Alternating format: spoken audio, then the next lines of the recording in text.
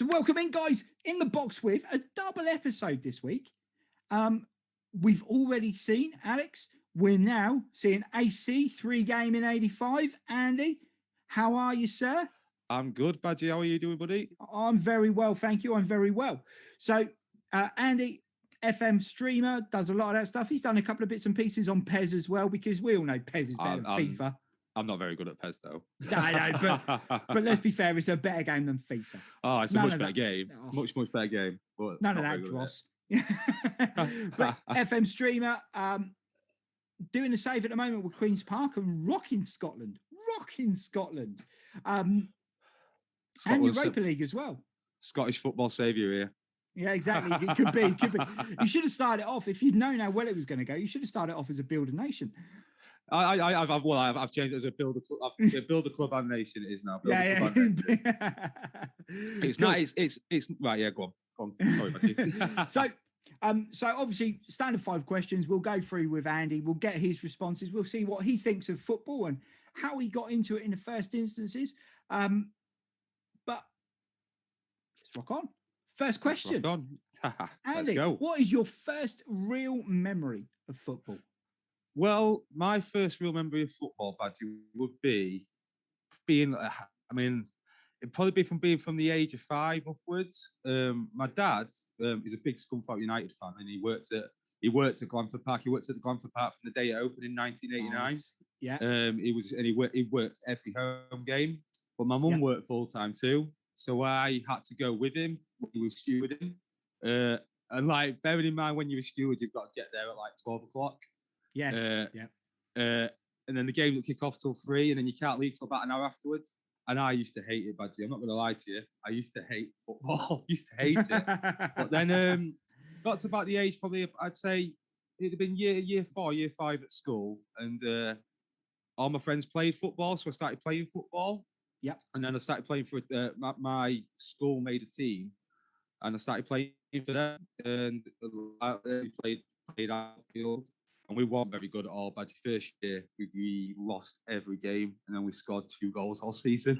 Nice. But yeah, so that would be that. First started watching football and really like enjoying watching football. I'd say the first football game I sat down to watch as a supporter would have been the 1995 FA Cup final, Manchester United versus Everton, when Everton beat Man United. When Everton beat Manchester. Paul Rideout, yeah. Paul Rideout header, yes. That was the first game I ever like sat down to watch as a fan, and then from there my love for it grew, and I can always remember like the next season. It was the 95-96 season, and it was the season where Alan Hansen famously said when Man United got beat by your side, Aston Villa on the first day of the season, that you wouldn't win anything with kids, and we did. We won the double the season, but a lot of that was down to Eric Cantona. That's why. That's it. Like that was the first season that I really got into football, and that's why I've got such a love for Eric Cantona and I love Manchester United really. So, to be fair, I think a lot of people, whether they're Man United fans or not, have got a lot of love for Eric Cantona. The guy, I mean, just the audacity of drop kicking someone in the crowd. I mean, every football would love to be out like that. Come on, and to then sit there in a press conference after and start talking about seagulls chasing a trawler, and then to top it off, he then goes and does adverts for Kronenberg. I mean, it's not even like a crap beer. He goes and does a decent set of beer adverts. What a ledge. Can't knock the guy. I mean, he is my favourite Manchester United player ever. Goals on a par as second, but Eric Cantona. I used to love Peter Schmeichel because I was a goalkeeper. Well, we'll get there. But I don't like Peter Schmeichel as much as I used to, due to the fact that he went to play for Manchester City. So he was just after the money in the end, wasn't he? And he was like, "Where's going to pay me some cash?" He was at Villa for a little while, Sporting Lisbon. He scored for Villa, didn't he? He scored for Villa. He did. He scored a header against Everton. Yeah. So that would be like then obviously, because I then started to enjoy football, it then became a good thing that my dad was a steward at Glanford Park, because then I could go watch the football for free. Yeah, you get in on a regular basis. Yeah. He used to let me and yeah, may let me and maybe the odd friend in it now again. And when I got a little bit older, I did ball boy at Scunthorpe United for a while as well. Cool. So like I said, it probably been about my initial experience with football was a definite hate relationship, but as I got got to year 4, year 5 at school, that's when I really started to enjoy and start to appreciate the game and enjoy it, playing it and watching it. So your earliest memory is a dislike of football. Yeah, definitely. Your first memory of enjoying football was the '95 FA Cup final, a magical Paul Rideout towering header. I remember it well. Neville Southall had an absolutely unbelievable game for Everton. He did. He had unbelievable games all the time, though, didn't he? But by that point in time, Neville Southall was round, wasn't he? He was. Yeah, he was very round. Very round. But he was still top class. He was still top class. I remember actually just to go on the Neville Southall thing just for a second. I remember there was a thing. So when the hype about Michael Owen was out, he released a football coaching video. Yeah. In which he had Jamie Carragher with him talking about defending. So Owen was still at Liverpool, and Neville Southall talking about goalkeeping. I'll tell you what, I'm sure that's not what you're talking about. Yeah. Yeah. Yeah. And Michael Owen, they've got a goalkeeper who's a youngster, and Owen blasts a penalty past him and celebrates. And you just hear in the back of the camera, Neville Southall go, "He's 13, chill yourself." Best moment ever. Michael Owen runs off celebrating like he's just scored the World Cup winning penalty. And Neville Southall is like, "Mate, rein it in, you dick." Love it. Love it. Best moment ever. Okay, so number 2. First major tournament you remember, and what's the thing you remember most clearly from it? So first international tournament. Oh, it'd definitely be Euro '96, Fadji. Definitely. I mean, obviously England. We were hosting the tournament. And the vivid memory I can remember it is that 1 minute period in the England-Scotland game, from where David Seaman saved Gary McAllister's penalty. Actually, if you can remember, as well, the ball just before Gary McAllister kicked it, moved a tiny little bit. But, an intervention from above or something. Yeah. But then, straight from the goal kick, went down the other end, and Gazza scored that goal against Scotland, and he did the famous dentist chair celebration. Yeah, and it wasn't even. I mean, at the time, who was in goal for Scotland? Was it Andy Gorham? I'm sure it would have been. I'm sure it would have been Andy Gorham. Yeah, because I mean, Scotland had a good team back then. They had a really good team back then. And I mean, Gazza completely mugged off Colin Hendry, who just won the Premier League. Yeah, it was in year before. Year before, won it. With Blackburn. Yeah, with Blackburn. Yeah, but he still had a worldie of a great centre back at the time. Would it have been Colin Hendry and Richard Goff centre backs? Would it have been? Rangers? Could have been Richard Goff. Could have been Richard Goff. It was definitely Hendry, but it may have been Christian Daly. Possibly, yeah. I mean, they had like I said, they had obviously had Ali McCoist up front. They had Gary McAllister in midfield. Yeah. They had Scottish guy, Blackburn. Can't remember his name. Was it Paul Gallagher? I don't know if he was playing. Yes. Yeah. But yeah, I can remember the last game when we beat Holland 4-1 in our group, and that was unbelievable. That game, the way that was the perfect England performance. I thought even apart from probably when we beat Germany 5-1, I can't ever remember seeing England play as well. Apart from that game against Holland, they were unbelievable that day because Holland had a great side. I mean, it was the Ajax team, wasn't it? Oh, it basically was the Ajax team. Yeah. I mean, there was Bergkamp was there because obviously Bergkamp was playing for Arsenal then. We had Clive, Clive and Say. Both the Boers. But I remember when we were 4-0 up against Holland, Scotland were beating Switzerland 1-0, and Scotland were qualifying through the group, and then Clive goal scored. Difference. Yeah, and they went out on goal difference. Yeah. But then the quarter final against Spain. I remember England didn't play particularly well in the quarter final against Spain. No, we were poor. Spain had 2 goals disallowed as well, and I know at least one of them. If we had VAR nowadays, if we had VAR in 1996, England would have gone out because one of them was clearly onside.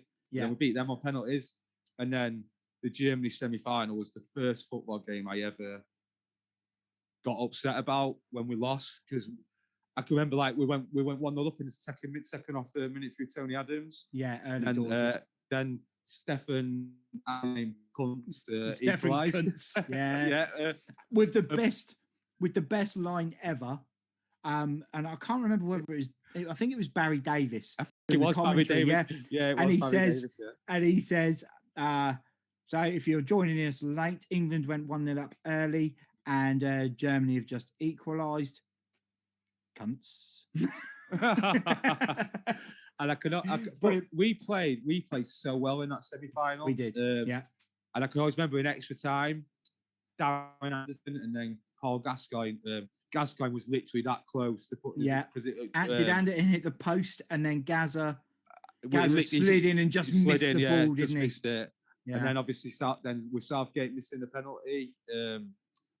So Euro 96 as a tournament was a fantastic tournament from start to finish. Obviously, with the song as well, with Three Lions coming out, and like I said, with that as well, because England hadn't qualified for the 1994 World Cup.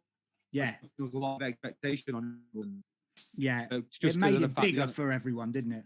And I loved. I think Terry Venables was a great England manager personally as well. I think Terry Venables was probably. It's because in my lifetime, England probably haven't had. I'd say it'd probably be between him and Bobby Robson, in my opinion, who's probably been the best England managers in my lifetime. And I was too young to remember Bobby Robson as England manager. So yeah, because I do think Sven gets a lot of stick, unfairly, because I think them two major tournaments we got knocked out in the quarterfinals were both on penalties, and it was. The Brazil game we lost to the eventual winners in 2002, 2004, 2006 we lost to Portugal on penalties, and penalties is a lottery at the end of the day. Oh yeah, definitely. And England on penalties is just. I mean, when we beat Colombia in 2018, that was unbelievable, because was that our first ever winning a penalty shootout. In a World Cup, it was. In a World Cup, yeah. In a World Cup, it was, yeah. Because in the Euros, obviously Euro 2006, we beat Spain on penalties, didn't we? Because you had the iconic Stuart Pearce moment. Yes, in 1990. Yeah, that was a start, yeah. Yeah. So cool. So Euro 96, the first one that is proper standout in the memory. And do you know what? I think anyone that was born sort of 1985 and earlier, if that isn't your standout one, then Yeah, see, you just got the year I was born there, back on 1985. I've even got a couple of football programs for Euro 96 as well. Well, I didn't go. It was I wasn't that lucky. It was my neighbour, my old neighbour gave them to me. He went to the game. He actually gave me one of those. Do you remember the Snickers hats? Steve Wood Snickers. Yes. All the fans. He gave me one of them, but I don't know where that's gone now. It probably frittered away somewhere now. See, I love the the Switzerland one. Was England, all that pressure on England, and it was Kubilay Turkelmaz scored for Switzerland, and then Shearer scored a penalty, and it was his first goal for England in like 10 games or something like that. So Everyone it was slating.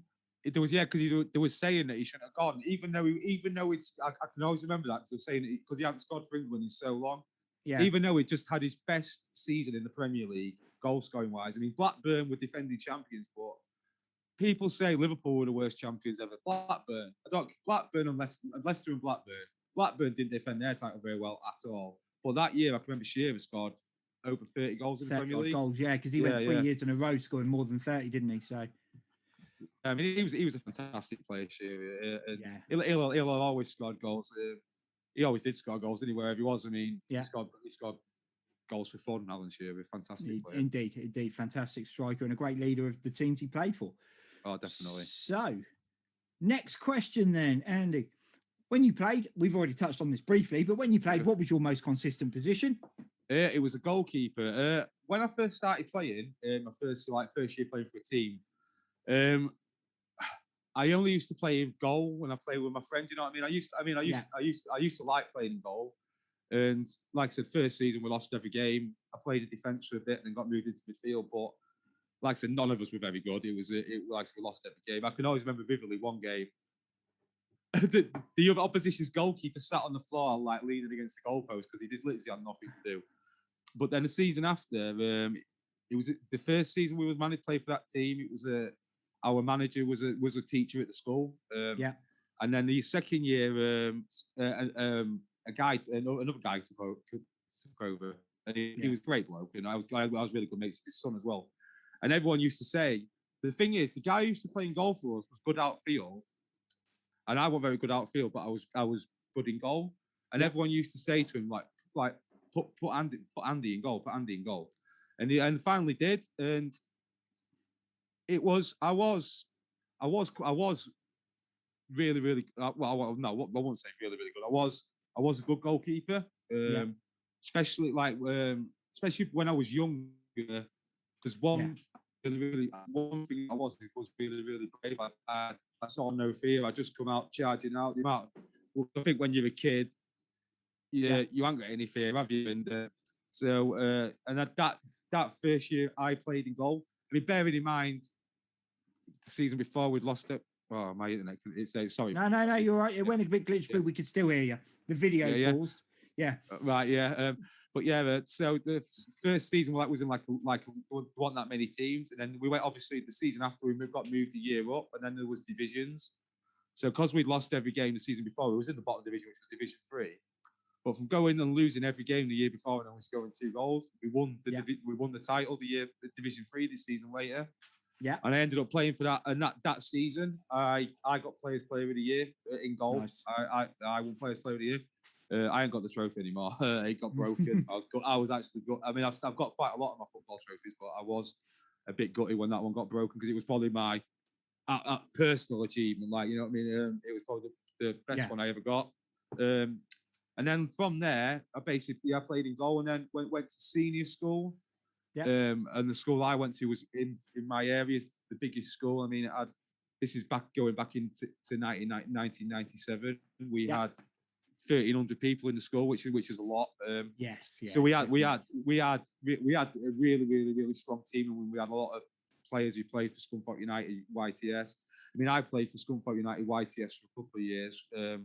I got picked for at the age of 11. I got picked for Lincoln, for the county representatives, and I played at Blandford Park a tournament there. There's a local side called Saints FC, and they organised a tournament. I've still got the cup and everything from them. And they're playing on Blandford Park when you're 11 years old. The pitch is huge, and it's you know what I mean, compared to But then we went to senior school, and I was quite unlucky because I was good, but there was someone better than me there, and he wasn't better than me. So I was the B-team goalkeeper at school. I mean, he played for Scunthorpe United, so and that's my PE teacher he used to say to me, "You're so unlucky you got to this school because then in school you'd be first choice goalkeeper in the first team, but because you could come to this school, and don't get me wrong, it was really, really good. It was better than me. I had my strong points and I had my weak points. I was really good at shot stopping. I was brave. Distribution wise, I lacked. If someone passed the ball to me and it was rolling, I could launch it. I could. But from goal kick, not great. But oh god, I used to get that oh god, I've got a goal kick again. So and my command in my area that got worse as I got older, and I think a lot of that was due to being it lost in my own head and stuff like that. Not losing a bit of confidence and stuff like that. And that was the thing. It was weird. When I was a youngster and a teenager playing football, I was really confident. And it bothered me. It didn't faze me. I used to love it. I used to not have a knot in my stomach.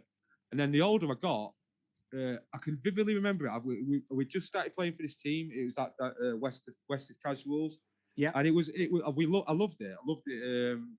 It was we were all mates. We were all mates, all from our local area, which is Westcliff, where we live. And it was a really, really tight knit team. We played friendlies again. We won, and it was actually done as a project to stop kids get kids off street. Yeah. Okay. Cool. Yeah. No, that's fair enough. Yeah. So a community sort of program thing. Yeah, and it evolved in football team, and we played a few friendlies, and and we were beating teams like, I mean, we played our local, our pub. It's not here anymore. They knocked it down a few years ago and built houses on it. But we played the local pub team, Desert Rat, and they were in Division 4 at the time. I mean, there was 7 divisions, and we weren't even in the league. We beat them, and that's when we started thinking we actually might have something here. So we entered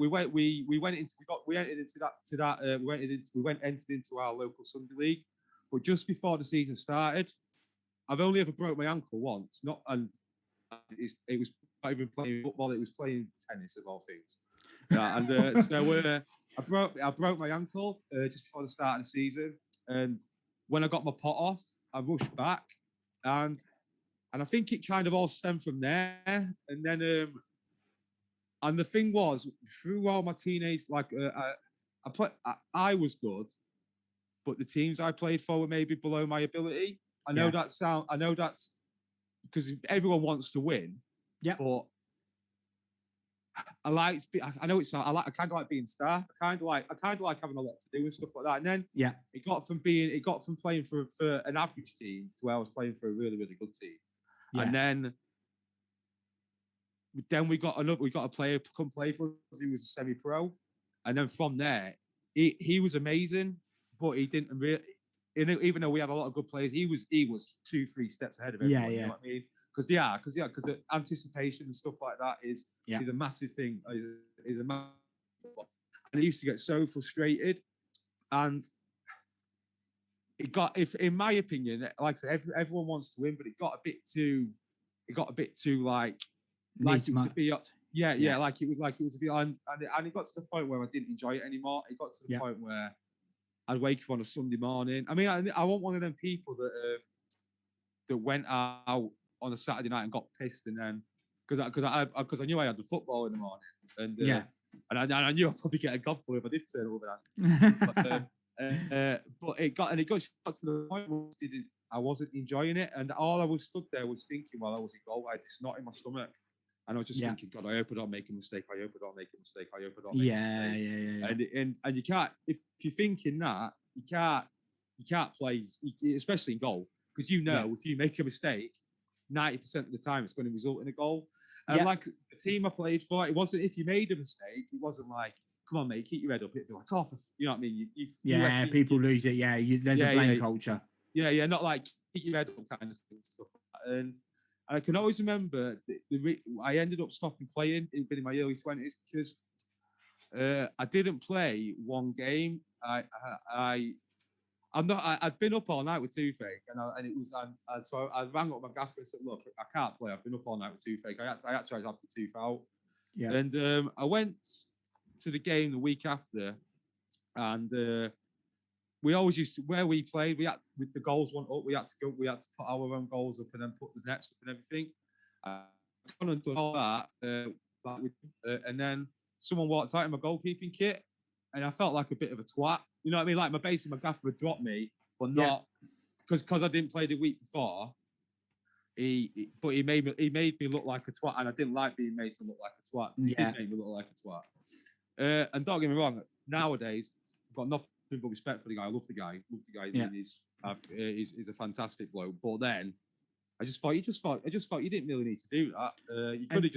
You don't tend to do that. Saturday Sunday league. You don't tend to do that with goalkeepers. He did. It was. And then from there, after that, I stopped playing for them, and then it got to the point where I'd much rather go out on a Saturday night with my friends and enjoy myself than. But I did start playing again in my mid-20s for a while. But then the team I played for folded, and then basically since then I'm more of a watcher than a player. But I mean, I don't know if you can see. It's weird. I've got my camera inverted, but I've got a big scar here. Oh, you're running down there. Yeah. Yeah, I got last game of the season for that team. That team I played for, though. I mean, the first year we played we got to the Challenge Cup semi-finals, which is, I'd say, our Sunday League's FA Cup. We was in Division 7, so we got to the semi-finals, and that would beat Division 4. I mean, we had won 2 penalty shootouts, but I didn't save any penalties in them though. And then we won our Divisional Cup. Beat a team called Real Madrid in the final. And bearing in mind, we played them already in the league, but they were one of these teams that have got like 30, 40, 50 players signed on for them. And when we played them in the league, we beat them 10-0. Like we can always remember, because I always remember, like we was all like, well, I guess it'll be an hard game, this, you know what I mean? Because I think we're like round about the same place in the table. We beat them 10-0.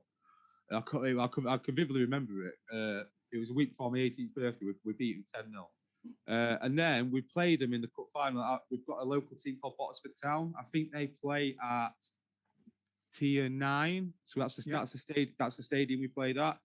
And when we turned up, like we all turned up like all suited and booted, had our own shirts and ties, and they were all laughing at us. This other team who had about 50 players. And then we started playing them. We were like, well, this isn't the same team we played in the league, and they were all over us. We went 1-0 down, but then we got it back to 1-1. And I think this is a lot of where my confidence. I mean, I can always, like, with 5 minutes to go in that game, it was chucking it down with rain. The ball came over the top. It skidded off the surface. I did that, and it kicked it because it was going so quick. It bounced off me. Yeah. And it bounced out, and this guy got the opposition striker, got the ball, took it round me. I brought him down, gave away a penalty, and then it was like there was like 5 minutes left in the cup final, 1-1, and I was thinking, oh my god, they're all going to hate me. And the guy skied it. Oh, oh my god, I don't think I've ever been so relieved in my life. I had to run probably about 300 meters at the ball, but oh my god, it was relief. And then in the penalty shootout, I saved 2 penalties. We beat them on penalties, and that was. I can always remember walking into the bar after the game, and like, you know, like when everyone cheers and like it takes your breath away, kind of thing. It was like, whoa, that was it. Like, yeah. So there was good moments, but I'd like to say that. But I've discussed you before. I do suffer in my own head a lot, and I think a lot of that stopped me from like being able to maybe play to my full ability than what like I said, when I was younger, it didn't faze me. Faze me. Like I said, but the older I got, and especially in my late teens, early 20s, it was, like I said, some mornings it would just they're not in the stomach. It'd just be, like I said, you can't play when you can't play when you can't. You've got to be relaxed and be able to. You've got to be there. Yeah, you've got to be in the moment, haven't you? And if your mind is elsewhere. And like I said, it just got it wasn't just that it wasn't enjoyable for me. Like it wasn't enjoyable, and then like so when I started playing again in my mid-20s, I played for a team who wasn't very good, but I enjoyed it more because there wasn't the pressure, and there wasn't people turning around and going like, if you made a mistake, like, oh, you shit or whatever, they'd be like, oh, come on, keep your head up. But because I was better than everyone I was playing with, you know what I mean? You never want to lose a good goalkeeper. Yeah. So I liked playing for teams that maybe I was too good for, and then when maybe I played for a team that might have even been above my ability. I don't know. I mean, everyone used to tell me that I was really, really good, but when you're playing with your friends and you're doing shot stopping and stuff like that, it's a totally different ball game than playing in the game. I mean, you've got to have command of your area. You've got to have you've got all the other bits that go with it. Yeah, and it's that period of time where you're doing nothing. Yeah. Precisely. You've got concentration. Well, it's a distribution now. I mean, especially in the modern game, distribution is from goalkeepers is massive. All goalkeepers now have got to, and I'm on about now the elite game, the top level game, but all goalkeepers now. Yeah. 20 years ago, it wasn't a thing. You didn't say, oh, he's got good distribution, but now the ball get passed back to you, you can pick it up. Yeah. 25 years ago. So precisely. But now, I mean, I would say when a manager's looking at bringing in a new goalkeeper, that would be one of the first things he will look at. How good is his distribution? Yeah, definitely in the modern era of football. Cool. So just then looking at moving on to the next question. I think you've actually answered a big chunk of it as well. So the point of if you could have focused or improved one aspect of your game, what would it have been? And from a personal point of view of hearing what you said, obviously when you were sort of there and on it, it would have been the distribution side. Yeah, definitely. But I'm guessing as you got later, it would have been able to actually control that mental state. Definitely mental. I mean, like I said, I suffer with horrendous anxiety. Horrendous anxiety, and anxiety over just stupid little daft little things sometimes. You know what I mean? And you know what I mean. And yeah, and I wish, God, if that was the one thing I could change about myself, would be the one thing I would change about myself. Not just football, in my general life, the overthinking about stuff and the overanalyzing and worrying about stuff that really don't even matter. You know what I mean? When you sit there and you take a look at the bigger picture, you're like, it don't really matter, does it? You know what I mean? Like sometimes, So it would the distribution, maybe the command of the area, ability of claiming crosses. But that was, I think, a lot of that's a confidence thing as well. When you're confident, you don't care. You'll come, you'll shout keepers, you'll jump with your knees out. When you're not confident and you're lacking confidence, you're going to keep your mouth shut. And basically. So like, I think the authority of the area and confidence it definitely comes hand in hand. Definitely. I mean, to sort of go back. I mean, obviously, I've lived with the anxiety side of things and that sort of thing for years and years and years. And one of the things I've done, because I always feel that as a forward and as a goalkeeper, you're the two most pressurized people. Because if you don't score, you're living in hope that someone else will. And as a goalkeeper, if the defense doesn't play well, you have to. If the defense doesn't play well and then you don't play well, it's still your fault of goals conceded. See, there's like what? Go on. Sorry. Sorry. No, I don't want to think what I was going to say is I used to like you can't play, for instance, if you're dreading, like you stood there, you're like goalkeeper and like the passing it about, you're like, don't pass it back to me. You know what I mean? That's what I'd be like that. Don't pass it back to me because I'll fuck it up. You know what I mean? Not saying it, but thinking it in my head. Yeah. Instead of like, but if I was confident, you won't think like that. You know what I'm saying? Yeah, you'd want the ball all the time. It's a confidence thing. It was definitely a confidence thing where I was concerned. Definitely. And mine was really weird because what I then done was start offering. I would take everything. I'd take free kicks. I'd take corners. I'd take all. I wasn't great in the air. I'm not going to lie. I was all right flicking the ball on and nodding it into path, but actually attacking the ball at headers. I think in my whole life, I mean, if we go on a full-on Romario thing across all the pit, I'd probably scored about 500 goals, and I would say 15 headers. In that, heading was not my thing, and I mean, 2 of them were below waist level. So you allowed 1 week. You allowed 1 weakness. Yeah. Allowed 1 weakness. So I used to offer to take all of those because at the end of the day, if I had a mare in front of goal, I could then turn around and go, yeah, but I got 2 assists from the corners, or I got 2 assists from free kicks. Yeah. Just to almost justify my being. And you find that starts to become more of a thing. And people thought that I was overconfident and cocky doing it, but actually it was because I was so worried about not contributing that I wanted to do additional. So cool. Yeah, I totally understand where you're coming from there, Badgie. Totally. Cool.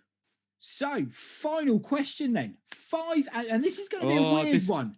This is going to be a weird one with a goalkeeper. It's going to be a bit different. So when we look at this, we look at the complete footballer where they could play essentially anywhere. Normally, we say anywhere bar the goalkeeper because it's a special breed.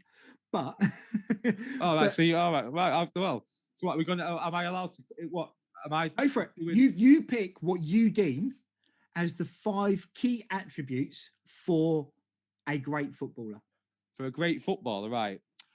Well, I don't know with the first one you class as an ability. I think, but as we've been talking, you've got to have it up here, and I think that is an ability to be able to master your emotions, to be able to talk yourself down. I really do think that is an ability. The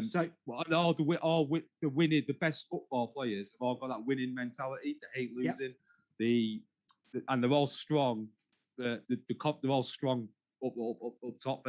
So I don't know if you class that as ability, but I would. It's at the end of the day, it's mentality, isn't it? It's your mentality. So if we were to whack that into football manager terms that we know and most people know, would you go with? I mean, that kind of what you said there covers 2 different aspects. It covers that determination. Yeah, determination, definitely. Yeah, definitely. But also composure. Yeah, well, that's the one I've got written down. Composure, definitely. I mean, you need any position on the pitch: defense, midfield, attack, goalkeeper. You need composure. You've got to be composed on the ball. You can't panic on the ball. Yeah. Like I said, but that's like, for instance, like some abilities are more. I'd say some abilities are more important in different positions, but Yeah. composure is important in every position. Cool. It definitely. Cool. Another one is anticipation, reading the game. Yes. You've got to be able to read the game. Like I was explaining to you, when it's very, very hard to see it when you're playing with people who are around about your same ability. But then, like when that semi-professional footballer come to play for us, and his brain's 2 or 3 steps ahead of all of ours, you can see it. You can see it. His movement is he's never standing still. So yeah, anticipation definitely. Obviously, in anticipation, you've got to, as a defender, you've got to anticipate the runs of the opposition players. Anticipate if they're going to try and draw a foul, anything like that. And obviously, goalkeepers, anticipation: is he going to shoot? Is he going to cross? Yes, all over the top. When to stick? When to stay? Yeah, definitely. When to stick? When to come? That sort of thing. Yeah. So yeah. Yeah, definitely. Technique. Technique. I know technique, but all the best players have got fantastic technique. I mean, especially the modern day football. I mean, Ronaldo, Messi. They're not strikers. But look how many goals they score. I mean, because they're just. I mean, in my opinion, they are the 2 greatest players. Not just the greatest 2 players now. They are the 2 greatest players of all time. Yeah. And I mean, I've had this argument with people. I mean, and people will say like bring Pele and stuff like that into the. But it was a different game back then. Yeah. More people play the game nowadays. But then the flip side of that is you could imagine if Pele, Maradona, blah blah blah played in our era. Imagine how good they could have been. Yeah. But yeah, so technique, definitely technique. And like I said, I know it's abroad. It could be. I mean, like striking of a football. But just good at technical ability, definitely. Cool. I know you're not probably going to agree with this one. Pace. I think, especially there are certain positions on the pitch where you don't need pace. I mean, the modern day fullback, for instance, they have to be pacey. They have to. And the modern day fullback now is such a huge part of football. I mean, like. Jamie Carragher said to Gary Neville, what was it 6-7 years ago? No one waits. No one when they're a kid, no one wants to be a Gary Neville. You know what I mean? But now, I think the modern day footballer, they are more wingers at the end of the day. People want to be Trent Alexander-Arnold. Definitely. Not this season necessarily. But not this season. No, but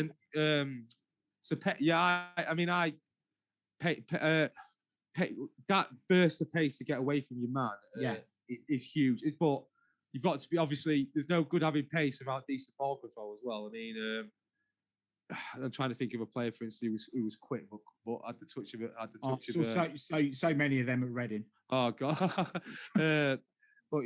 So pace, especially in the modern game, and I know certain top footballers haven't got the burst of pace, the likes of Harry Kane. I mean, he's a prime one. If you're talking strikers, he's probably the top one. You would say he hasn't got that yard of pace. Thought, yeah. But his quickness of thought, where Harry Kane's concerned. But yes, the pace, yeah. Cool. Pace. Number 5. I've done here: pace, composure, anticipation, technique, and winner's mentality. But winner's mentality. Okay, cool. So we got composure. Okay. Yeah, so the winner's mentality, the determination, that sort of thing. Yeah. Yeah, to determination. Yeah, determination. Yeah. But So yeah. Perfect. So there's your 5. So I mean, where you were saying there about Harry Kane not having the pace, but equally what he does have is he has that anticipation. So his first touch takes the ball down, and then he's hitting a shot early before anyone else reacts to it. So you don't necessarily always need that pace. But I agree, and I sort of said, and I said when I done this as well, that I think from my point of view, pace would always be number 6, number 7. Same with stamina. I think if you've got 5 excellent footballers, they don't need to be quick. 10 excellent footballers, you don't need to be quick. But by the same token, in the modern day, that pace does break those boundaries. And nowadays, and it's a different kind of thing as well. The reason I've done 5 is just to get that intrigue, because I think nowadays modern footballers have more than 5 key attributes. I think now as well, the modern day footballer now is so good at moving with the ball with pace as well. You know, like Mbappe, Rashford. I mean, Rashford with the ball at his feet, and the pace he can move and still keep it so close to his feet is crazy. It is crazy. It is. But you talking about Harry Kane? Just because I know it's but on an FM save 11 years into the future I've done. He's actually playing DLP for deep line playmaker for Tottenham. Harry Kane on Football Manager 2020. Deep line playmaker. Deep line playmaker on my South Shield save. What I'll be doing offline. 11 seasons in, I've got it'd be in his mid to late 30s. He's playing deep line playmaker for Tottenham. They're not very good, but he's playing deep line playmaker for Tottenham. That's why they're desperate. He's gone Rooney, hasn't he? He's gone full Rooney. Yeah, he's gone full on Rooney. Yeah, full on Rooney. Right, on that note, Andy, thank you very much. It's been a pleasure, my friend.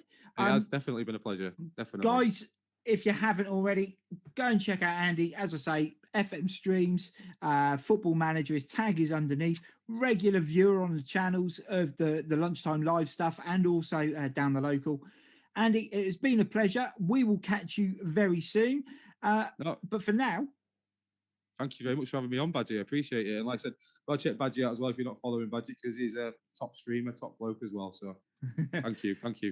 You're most welcome. For now, back to me in Lifetime.